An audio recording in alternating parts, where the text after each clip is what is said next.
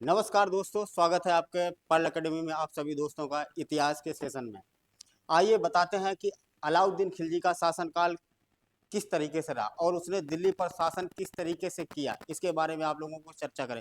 पिछली क्लास में हम लोग आप लोगों को जलालुद्दीन खिलजी के बारे में बताया था, उसका शासनकाल में बताया था कि क्या क्या उसके शासनकाल में क्या महत्वपूर्ण घटनाएं घटित हुई।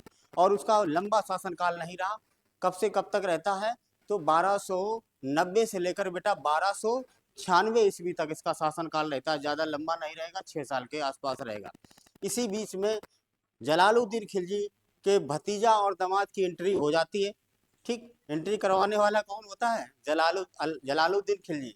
अवध का इसे सूबेदार बना दिया जाता है और साथ साथ में जब अच्छा ये काम करता है, यानी कि मलिक छज्जू को पराजित कर देता है, विद्रोह को दबा देता है, तो कड़ा मानिकपुर का भी सूबेदार बना दिया जाता है। ठीक, अब शासनकाल किसका प्रारंभ होगा तो आप लोगों को बता दें, न हार में न जीत में। न हार होनी चाहिए न जीत, बस जीत होनी चाहिए। न हार होनी चाहिए न जीत होनी चाहिए, न थकान होनी चाहिए। न हार होनी चाहिए न थकान होनी चाहिए, जीत के लिए निकले हैं तो बस जीत होनी चाहिए। आइए चलते हैं, बताते हैं अलाउद्दीन खिलजी के बारे में, उसका शासनकाल कब से कब तक रहता है। तो आइए हेडिंग लगा लेते हैं कि अलाउद्दीन खिलजी।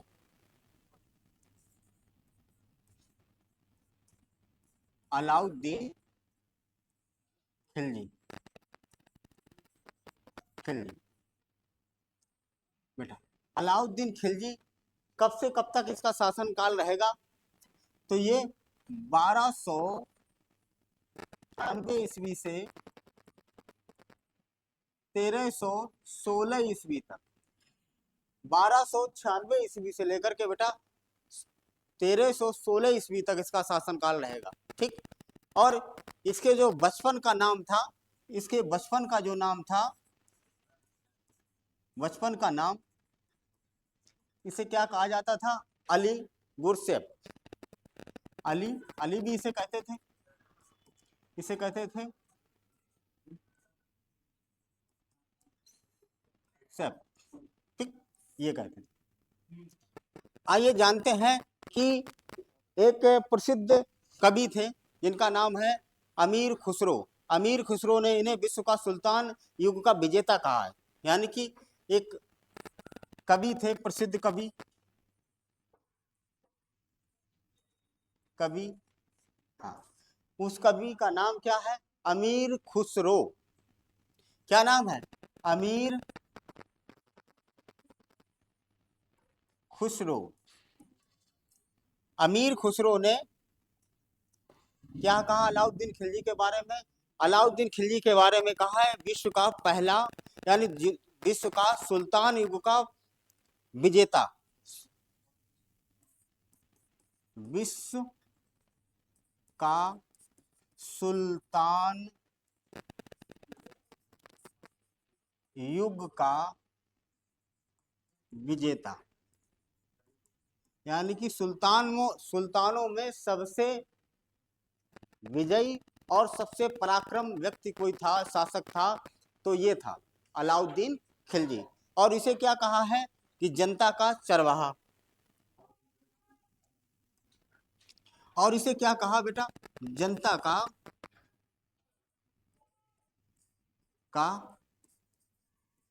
चरवाहा। जनता का चरवाहा किसे कहा? किसे? अब ये दो लाइनें आपको याद रखना कि विश्व का सुल्तान युग का, यानी कि विश्व का सुल्तान युग का विजेता किसे कहा जा गया? तो ये कहा गया बेटा अलाउद्दीन खिलजी को। और जनता का चरवाहा भी किसे कहा गया? तो अलाउद्दीन खिलजी को कहा गया। दोनों बातें किसके द्वारा कही गई हैं? तो दोनों बातें कही गई हैं, कही किसने हैं? तो अमीर खुसरो ने कही है, अमीर खुसरो ने कही है। ठीक है, इसके बाद में चलते हैं कि इसने प्रारंभ में जितनी भी लड़ाइयां लड़ी बेटा, जितनी भी अलाउद्दीन खिलजी ने लड़ाइयां लड़ी, वो सबके सब जीती। और जब सबके सब कोई भी व्यक्ति होगा, अगर उसे बराबर निरंतर सफलता मिलती रहती है तो उसके अंदर कहीं ना कहीं एक घमंड आ जाता, क्रिएट हो जाता, कि वो सोचने लगता कि अब तो मेरे आगे कोई है ही नहीं। ठीक है, अब हम ही क्या है? विश्व विजेता है, हम जिसको चाहेंगे उसको गिरा देंगे, उसको हरा देंगे। ठीक, एक ऐसा ही ख्याल उसके था सिकंदर।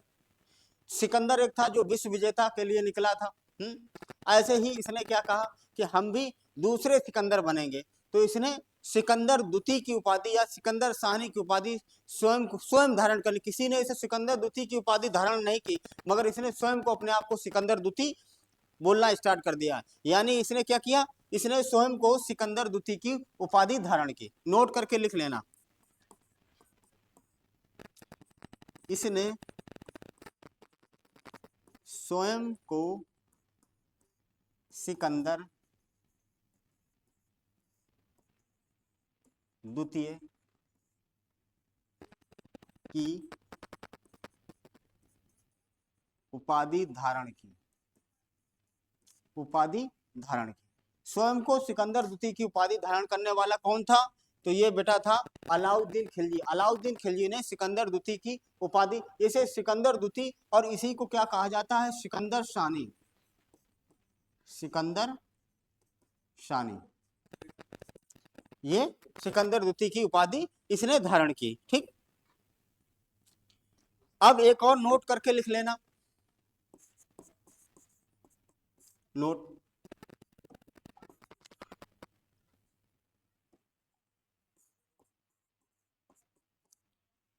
एक इतिहासकार थे, एक कवि थे और एक इतिहासकार भी थे जिनका नाम था अमीर खुसरो और इसामी। इसे अमीर खुसरो एवं इसामी ने क्या कहा, एक भाग्यशाली व्यक्ति कहा। इसामी ने एक भाग्यशाली व्यक्ति कहा, एक भाग्यशाली व्यक्ति कहा। ये चीजें याद रखना।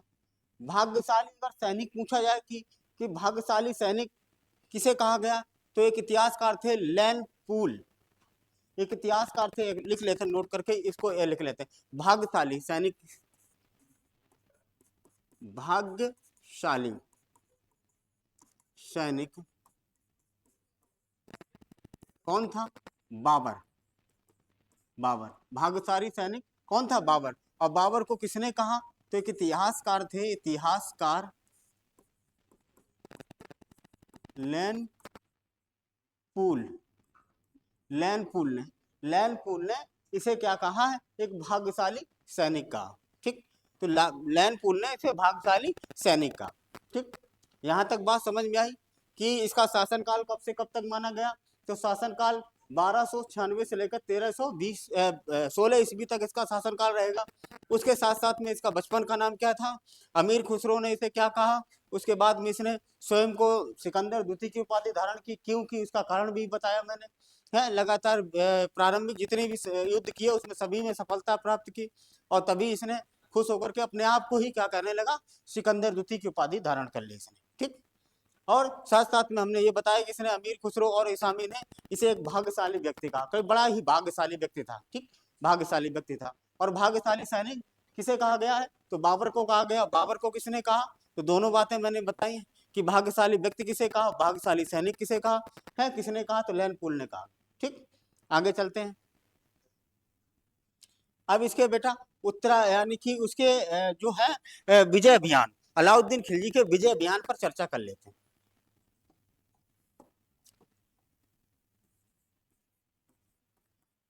अलाउद्दीन खिलजी के विजय अभियान,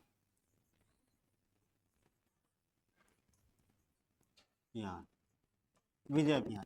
तो अलाउद्दीन खिलजी के विजय अभियान की अगर हम जब बात करेंगे तो दो तरीके से आप लोगों को समझ में आएगा कि कौन कौन होंगे, यानी कि उत्तर भारत में और दक्षिण भारत में। उत्तर भारत में इसने कहाँ कहाँ आक्रमण किया और दक्षिण भारत में इसने कहाँ कहाँ आक्रमण किया। उत्तर भारत में जितने भी आक्रमण किए वो प्रत्यक्ष रूप से उसने अपने अधीन ले लिया है, या तो राजा को मार दिया या तो फिर क्या किया, उसे निकाल दिया, बाहर कर दिया। ठीक, वो भाग गया, स्वयं ही भाग गया। तो वो प्रत्यक्ष रूप से अपने नियंत्रण में कर लेता है, और जो दक्षिण भारत में जितने भी आक्रमण होंगे वो अप्रत्यक्ष तरीके से नियंत्रण में रखता है, यानी कि राजा जीतने के बाद में उसे अपनी अधीनता स्वीकार करने के बाद में उसे शासन करने के लिए दे देता था। ठीक, तो उत्तर भारत और दक्षिण भारत में इसके विजय अभियान, उत्तर भारत की विजय अभियान और दक्षिण भारत के दो तरीके से हम लोग पढ़ेंगे। उत्तर भारत, उत्तर भारत इसके विजय अभियान, अभियान, ठीक। और उत्तर भारत में इसने क्या किया, उत्तर भारत में जितने भी आक्रमण किए उसमें क्या किया, उसने प्रत्यक्ष रूप से नियंत्रण में लिया। ठीक, प्रत्यक्ष नियंत्रण में, नियंत्रण में। और जब दक्षिण भारत की बात करेंगे तो दक्षिण भारत के विजय अभियान में क्या होगा, दक्षिण भारत के विजय अभियान, अभियान, दक्षिण भारत के विजय अभियान में इसने अप्रत्यक्ष नियंत्रण में लिया था, अप्रत्यक्ष नियंत्रण में, नियंत्रण में, ठीक, अप्रत्यक्ष नियंत्रण में इसने लिया। ठीक, अब एक एक करके हम बात करेंगे। पहले हम उत्तर भारत के विजय अभियानों के बारे में चर्चा करेंगे, उसके बाद में हम दक्षिण भारत के विजय अभियानों के बारे में हम लोग चर्चा करेंगे। ठीक,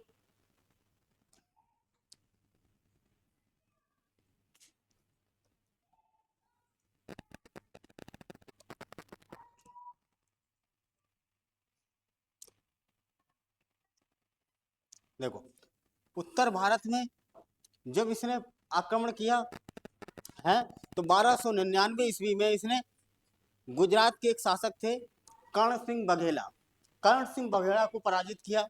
ठीक, तो गुजरात अभियान, 6 राज्य होंगे, कितने राज्यों पर, 6 राज्यों आक्रमण करे। तो गुजरात, गुजरात में किया इसने आक्रमण। ठीक, कब किया, 1299 ईस्वी। गुजरात का शासक कौन था, तो गुजरात का शासक जो बेटा था कर्ण सिंह बघेला, कर्ण सिंह बघेला। ठीक, ये शासक था, ये पराजित होता। उसके बाद में दूसरा आक्रमण कब होगा, तो दूसरा आक्रमण होता है 1301 ईस्वी में रणथंभौर पर। ठीक, तो दूसरा होगा रणथंभौर पर।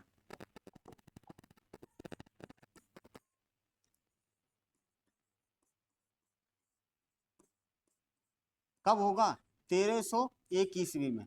इसका कारण यही है कि भाग कर यहाँ पर शरण ले लेता है, रणथंभौर। और वहां का शासक कौन था, तो वहां का शासक था राजा हमीर देव चौहान। यहाँ का शासक कौन था, राजा हमीर देव चौहान साहब थे। ठीक, हमीर देव चौहान। ठीक, इसे पराजित करता है। तीसरा कहां पर होगा, तो तीसरा होगा बेटा चित्तौड़गढ़ यानी मेवाड़ पर, चित्तौड़गढ़ पे। कब होगा, 1303 ईस्वी में।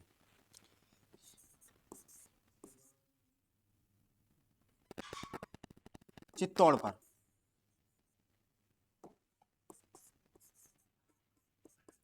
चित्तौड़ यानी कि मेवाड़ पर। ठीक, चित्तौड़ का दुर्ग जानते, चित्तौड़ का दुर्ग, तो ये चित्तौड़ पर कब होगा, तो 1303 ईस्वी में, 1303 ईस्वी में। और वहां का शासक बेटा कौन था, तो वहां का शासक थे रावल रतन सिंह। कौन शासक था, शासक था रावल रतन सिंह। हाँ, इन्हीं की पत्नी का नाम था पद्मावती। ठीक, पद्मनी। हाँ, जौहर किया था, पिक्चर देखिए। हाँ, वही वाली पिक्चर में जो जौहर किया जाता है। 1303 में आक्रमण करता है चित्तौड़गढ़ के दुर्ग पर। ठीक, तो ये चित्तौड़गढ़ का दुर्ग पे 1303 ईस्वी में होता है। उसके बाद अगला जो आक्रमण होगा वो मालवा पे होगा। अगला जो होगा चौथा आक्रमण होगा मालवा। मालवा पे कब होगा, 1305 ईस्वी में। कब होता है, 1305 ईस्वी में। 1305 ईस्वी में होगा। और वहां का शासक कौन था? तो ये था महकल देव। कौन था? राजा महकल देव। वहां का शासक कौन था? राजा महकल देव। तो महकल देव के द्वारा वहां पर वो भी पराजित होते हैं, यानी कि तो ये सब प्रत्यक्ष रूप से सब नियंत्रण में हो जाएंगे, इसके अधीन आ जाते हैं। ठीक। अब अगला जो आक्रमण होगा वो सिवाना पे होगा 1308 ईस्वी में सेतल देव चौहान। अगला जो आक्रमण पांचवा होगा कहां पर होगा? सिवाना, राजस्थान में ही है सिवाना। सिवाना पर 1308 ईस्वी में, 1308वीं ईस्वी में सिवाना पर आक्रमण होगा। और वहां का जो शासक था, वहां का जो राजा था, वो शासक कौन था? शीतल देव चौहान। शासक था शीतल देव चौहान। शीतल देव चौहान ये पराजित किया जाता। अब ईस्वी में एक और आक्रमण होगा बेटा, वो आक्रमण कौन सा होगा? छठवां आक्रमण होगा, जो कहां पर होगा? जालौर का, यानी कि राजस्थान में उसका अंतिम आक्रमण था जालौर पर। 1311 ईस्वी में राजा कानड़ देव था। छठवां यहीं पे लिख लेते हैं, कहां पर होगा? जालौर के दुर्ग पर होगा, जालौर पर 1308 ईस्वी में। ठीक, 1308 ईस्वी में होगा। कौन होगा? कानड़ देव। शासक कौन था? इसके विरुद्ध करता है, शासक था कानड़ कानड़ देव। कानड़ देव था वहां का शासक। तो उत्तर भारत में एक बार फिर से नजर हम लोग डाल लेते हैं कि उत्तर भारत में किस कौन कौन से उसने विजय अभियान किए थे। तो उत्तर भारत में बेटा किए थे, पहला था गुजरात पर। यहीं से क्या मिलेगा इसे? मलिक काफूर एक नाम का एक हिजड़ा मिलेगा। और वहीं से क्या करेगा ये? दक्षिण भारत पर जितने भी आक्रमण होंगे तो वो अलाउद्दीन खिलजी किसे भेजता है? तो मलिक काफूर को भेजता है। ठीक। हाँ, 1000 दिनारी कहा जाता है मलिक काफूर को। 1000 दिनारी किसे कहा जाता है? मलिक काफूर को कहा जाता है। हाँ, ठीक। उसके साथ साथ में आपको और बता दें कि ये दूसरा जो आक्रमण इसने किया था, ये रणथंभौर का था, 1301 ईस्वी में होता है। और वहां का जो शासक था वो शासक था हमीर देव चौहान। हाँ, इसकी शरण में जो भी आ जाता था, फिर चाहे जान जाए या कुछ भी, उसकी रक्षा करना उसका दायित्व था।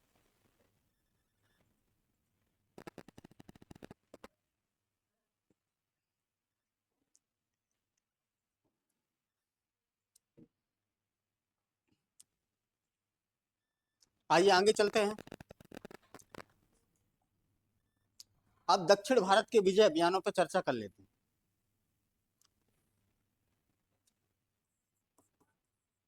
दक्षिण भारत के विजय अभियान।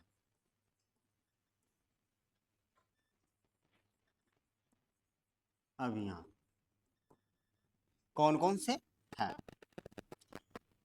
इसमें टोटल कितने होंगे राज्य? 4 राज्यों पर आक्रमण करेगा, 4 राज्यों पर। कौन कौन से हैं?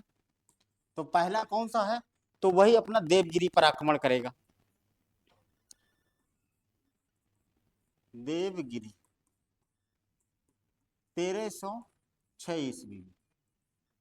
हाँ, जब ये दिल्ली का शासक नहीं था तब भी आक्रमण करता है पहले। ठीक, तो 1306 ईस्वी में करेगा। उस समय भी राज शासक कौन था? 1306 और वो 7 ईस्वी, ऐसे कर 1307 ईस्वी। तो शासक वहां का कौन था? शासक था रामचंद्र देव। कौन था? राजा रामचंद्र देव। राजा रामचंद्र देव। हाँ, ठीक, राजा रामचंद्र देव था। और दूसरा जो आक्रमण करेगा वो कौन सा होगा? तो दूसरा दक्षिण भारत की तरफ दूसरा करेगा वारंगल पर 1309 ईस्वी में।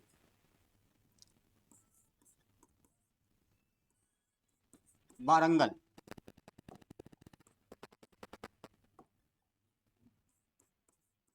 वारंगल पर 1309 ईस्वी में। 1309 ईस्वी में करेगा आक्रमण। और उस वहां का शासक कौन था जिसके विरुद्ध करता है?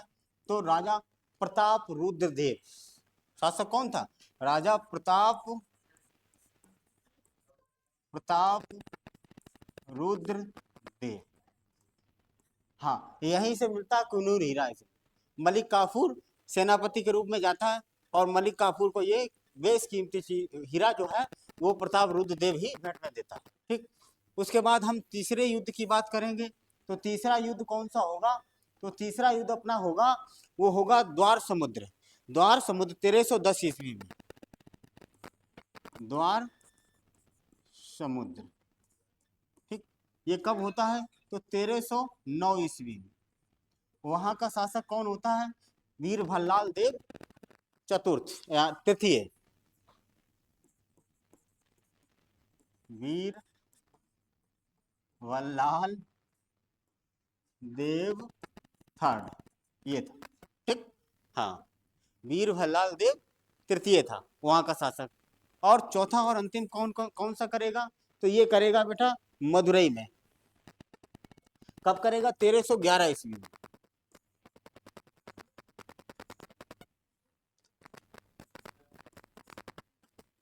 1311 ईस्वी में।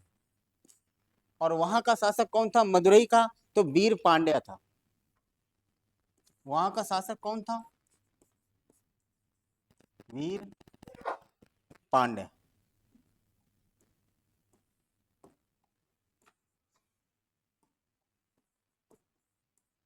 पांड्या, ये था। तो ये टोटल कितने 4 आक्रमण करता है दक्षिण भारत की तरफ। एक बार फिर से देख लेते हैं कौन कब कब आक्रमण करता है दक्षिण भारत की तरफ अलाउद्दीन खिलजी। तो ये देवगिरी पर करता, ये खुद नहीं आक्रमण करने के लिए जाता, ठीक, अपने सेनापति को भेजता है। 1307 ईस्वी, 1306 से लेकर के 1307 ईस्वी में वहां का राजा होता है राजा रामचंद्र देव यादव वंशी। वारंगल पे करेगा, तो वारंगल पे करेगा तो कब कौन सा शासक होता है? तो प्रताप रुद्रदेव। यहीं से कुनूर हीरा प्राप्त होता है, मलिक काफूर को प्रदान किया जाता है। द्वार समुद्र में कौन करता है? कब करता है? तो 1309 ईस्वी में करेगा। और शासक कौन होगा? वीर भल्लाल देव था। वीर भल्लाल देव था, ठीक। उसके बाद में आगे क्या करेंगे कि मदुरई में कब करेगा? 1311 ईस्वी में। वहां का शासक कौन था? वीर पांड्या था, ठीक, यहाँ तक हुआ। अब इसके कुछ और मोटे मोटे कार्यों के बारे में चर्चा कर लेते हैं। इसके द्वारा कौन कौन से कार्य किए गए थे।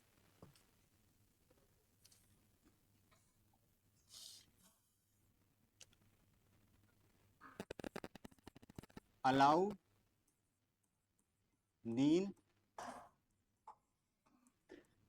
खिलजी के कार्य,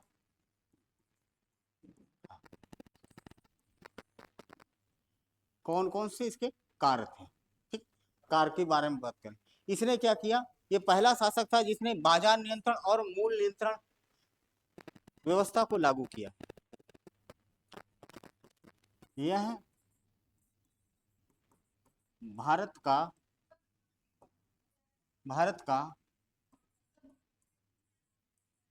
पहला शासक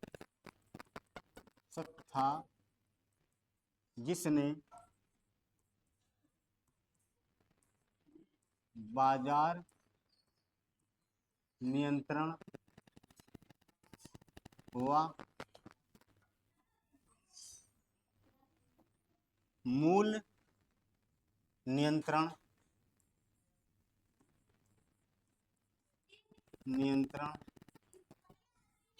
प्रणाली को लागू किया। याद रखना, लागू किया। ये क्या था? भारत का पहला शासक था जिसने ये काम किया, ठीक। बाजार नियंत्रण और मूल नियंत्रण, हाँ, महंगाई को कंट्रोल करने का काम सबसे पहले इसी के द्वारा किया गया था।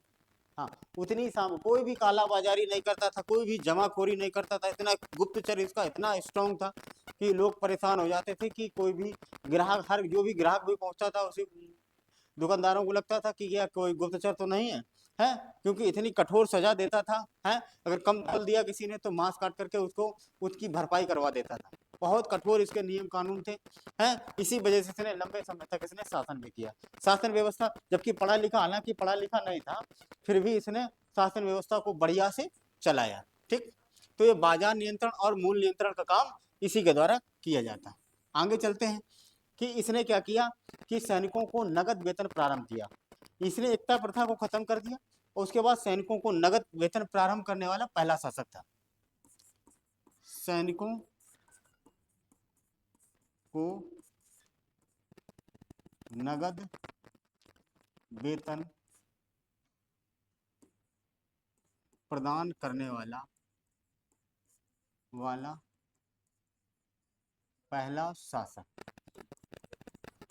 ठीक, इसने नगद वेतन प्रारंभ कर दिया, यानी कि तो नगद वेतन प्रारंभ कर दिया, इसका मतलब है इसने एकता प्रथा समाप्त कर दी होगी। ठीक, अब साथ साथ में इसने सैनिकों की हुलिया लिखना प्रारंभ करने वाला भी पहला शासक था।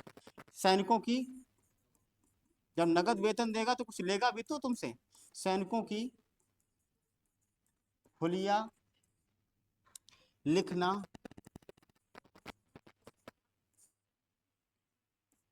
प्रारंभ किया। ये भी ऐसा करने वाला पहला शासक था, क्योंकि मरने के बाद में लोग कहते थे कि नहीं भाई ये मर गया, वो मर गया, ऐसा है, इतना पैसा हुआ, उतना पैसा हुआ, तो कोई दूसरे को दिखा देते थे। लड़का मरता था तो बाप दिखा देते, बाप मरता था तो लड़के को दिखा देते, उठ पटाख दिखा दो, पैसे ले लेते थे।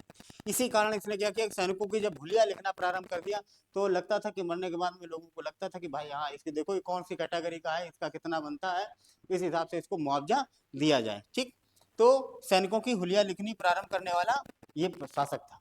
ठीक, उसके बाद में इसने कहा घोड़े दागने की प्रथा भी इसी के द्वारा लाई गई थी। तो घोड़ा दागने की प्रथा किसके द्वारा लाई जाती है? घोड़े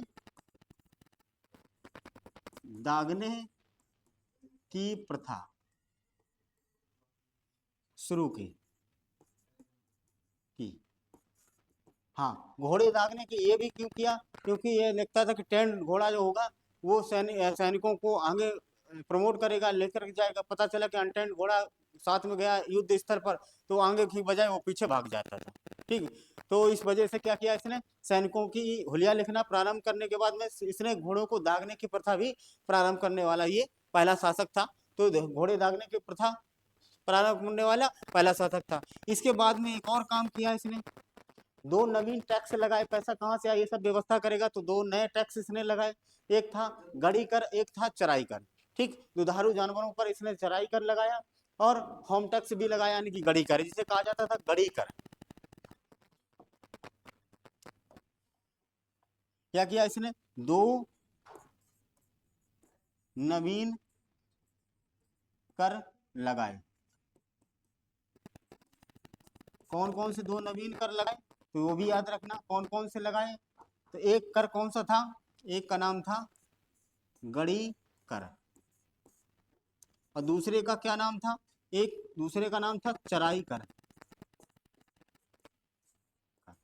हाँ, दुधारू दूध देने वाले जानवरों पर ये लगता था, चराई कर और गड़ी कर ये बनाए। उसके बाद इसने क्या किया कि एक किला बनाया जिसका नाम था सीरी का किला। क्या था, सीरी का किला, यानी सीरी का एक नगर बसाया, सीरी नाम का एक नगर बसाया। ठीक, यहाँ पर लिख लेते हैं। इसने इसने दिल्ली के पास पास सीरी नामक एक नगर बसाया,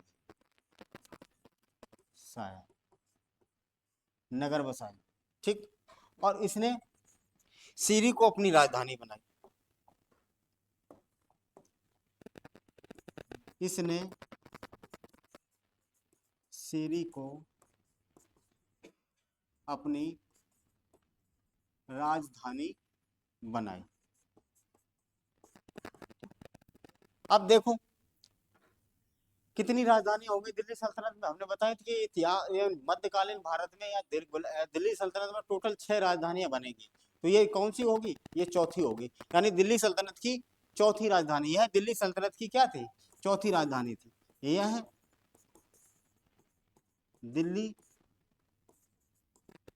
सल्तनत की चौथी राजधानी थी। याद रखना किसके द्वारा बनाई जाती है, तो अलाउद्दीन खिलजी के द्वारा बनाई जाती है। सीरी नामक एक नगर बसा देता है, उसी नगर को क्या कर देता है, एक सीरी का किला भी बनाता है और उस किले के आसपास जो शहर बस जाता है उसी को सीरी का नगर बोलते हैं। तो दिल्ली के पास में है और उसी को अपनी राजधानी बना दिया, यानी दिल्ली सल्तनत की ये बनने वाली कैसी थी, ये चौथी राजधानी थी। ठीक, ये दिल्ली सल्तनत की बनने वाली ये कैसी थी, ये चौथी राजधानी थी। ठीक, और जाकर के ये 1316 ईस्वी में इसकी स्वाभाविक रूप से इसकी मृत्यु हो जाती है। ठीक, हाँ, इसकी मृत्यु कब होती है?